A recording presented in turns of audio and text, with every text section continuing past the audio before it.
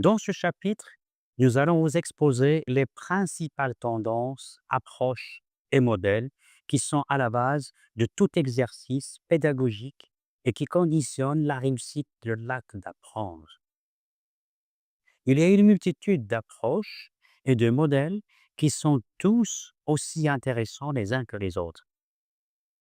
Mais nous nous contenterons dans le cadre de cette formation de vous dresser les principales approches à travers une grille comparative qui vous donnera tour à tour la définition, les rôles de l'enseignant et de l'apprenant, les limites et handicaps du modèle et enfin les atouts et les apports de la méthode.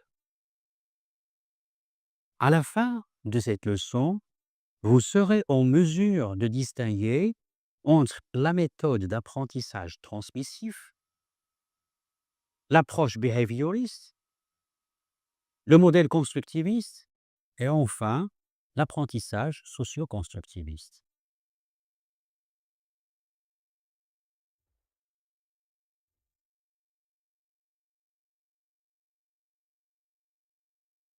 Le modèle transmissif, ce courant a pour origine le modèle de communication de Shannon et Weaver, 1949, transmission télégraphique, appelé également la conception de la tête vide de l'apprenant.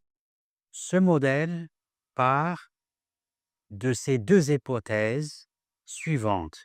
La première est la neutralité conceptuelle de l'apprenant et la seconde est la non-déformation du savoir transmis. La répartition des rôles.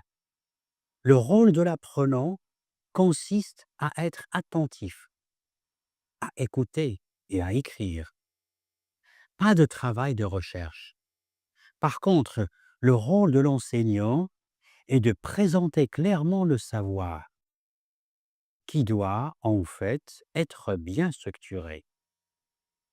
En d'autres termes, le savoir est à la charge exclusive de l'enseignant et qui s'occupe de le transmettre aux apprenants. Le modèle n'intègre pas la notion de l'erreur. Les erreurs sont évitées par l'enseignant. S'il y a erreur, elle doit être soit le résultat de l'apprenant qui n'a pas été attentif, soit de l'enseignant qui a mal expliqué sa leçon. Les limites. À supposer que les apprenants soient attentifs, comme l'exige cette méthode. Malgré cela, les apprenants ne décodent pas de la même façon le message de l'enseignant. Cela provient du fait que les apprenants ont des acquis que l'enseignant ne prend pas en compte. Les apports. Les apports qu'on peut mettre au crédit de ce modèle sont les suivants. Ce courant est efficace pour enseigner un grand nombre. Il permet également de gagner du temps à court terme. Et enfin, il souligne l'importance de la structuration du message donné par l'enseignant.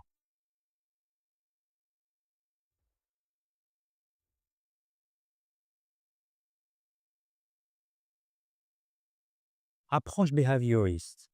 Avec Skinner, le modèle behavioriste issu de la tradition philosophique empiriste, mouvement incarné par Bacon, ce modèle part de l'hypothèse qu'il n'y a pas d'idée innée naturelle. Le behaviorisme trouve déjà écho dans les travaux d'Aristote à travers, d'une part, son éducation par l'action dont le principe est basé sur l'imitation, l'observation et l'exercice pratique, et d'autre part, son éducation par la raison dont le principe est basé sur l'observation à la recherche des causes formelles. Nous pouvons qualifier ce courant comme une rencontre ou combinaison de deux discipline la physiologie animale grâce aux travaux du russe Pavlov et la psychologie expérimentale grâce aux travaux de l'américain Skinner. Appliquer le modèle behavioriste revient à s'appuyer sur les comportements observables de l'apprenant. Pour provoquer un apprentissage, on modifie le comportement de l'apprenant par un renforcement des réponses positives. Il s'agit d'une pédagogie par objectif. L'activité de l'apprenant consiste à résoudre une suite d'exercices guidés par l'enseignant.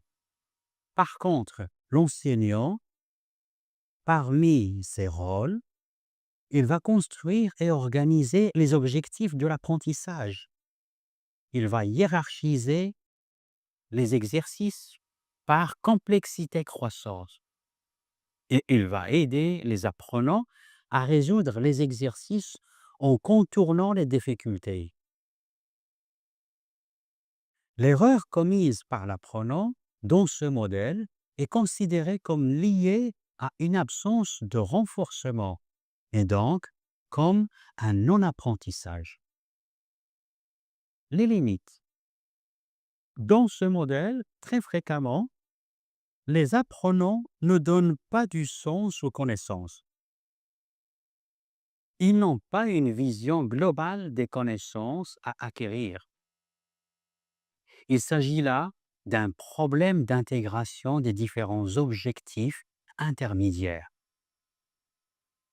Les apports.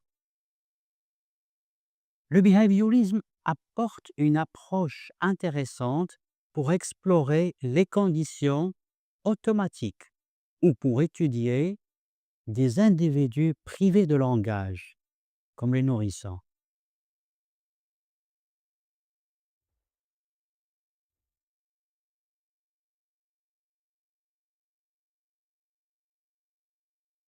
Théorie d'apprentissage, approche constructiviste avec Piaget comme représentant de ce courant. Le modèle constructiviste, c'est l'apprentissage dont l'interaction entre un sujet et son environnement. Sujet, objet. Le modèle constructiviste étudie le mode de construction des connaissances chez l'individu dans le but de rendre compte du mode de construction de la connaissance scientifique.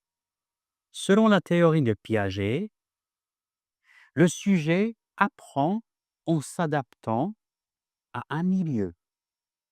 C'est en agissant sur le monde qu'il apprend. Pour Piaget, l'enfant est un individu ayant son propre rythme d'évolution. Pour lui, l'apprentissage se fait par l'action. Le modèle précise également le terme de développement et d'adaptation. Donc, le développement se caractérise par le passage d'une structure à une autre, par le processus de l'équilibration. L'adaptation est la recherche d'un équilibre entre le sujet et le milieu. L'adaptation se fait par assimilation et accommodation. La répartition des rôles. L'activité de l'apprenant consiste à construire ces structures à partir de l'activité déployée sur l'environnement. Son rôle se focalise sur l'enrichissement des situations à soumettre à l'activité du sujet. Les limites. Ce modèle ne précise pas le rôle pour le langage et pour l'affectif. Pas de prise en compte des aspects sociaux de l'apprentissage, rôle de l'enseignant, rôle des pairs. Les apports. Ce modèle apporte le rapport de l'individu à l'environnement et une topographie des apprentissages possibles en fonction des stades.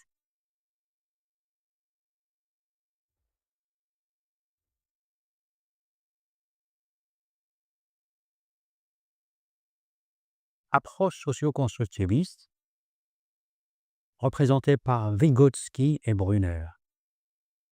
Le modèle socio-constructiviste se base sur la théorie de Vygotsky, qui souligne l'importance des agents culturels ainsi que le rôle des interactions dans et pour l'environnement social humain. La zone proximale de développement, qui est la notion principale de la théorie de Vygotsky, représente l'écart existant entre, d'une part, le niveau réel de l'enfant, ce qu'il est capable de produire seul, et d'autre part, son niveau potentiel, ce qu'il est capable de réaliser avec l'aide d'un adulte. Répartition des rôles. Le rôle de l'apprenant est de résoudre le problème contenu dans la leçon à apprendre. Dans le contexte de ce modèle, le savoir est construit par l'apprenant.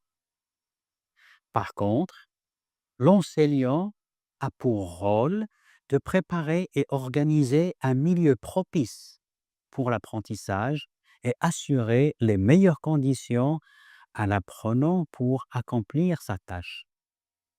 Pour cela, il doit faire le choix de situation, l'organisation du travail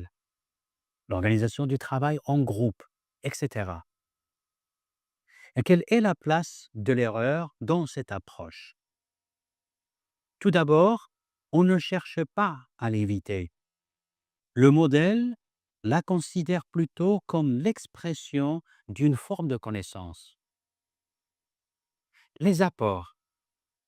Ce modèle octroie à l'erreur un véritable statut de l'erreur.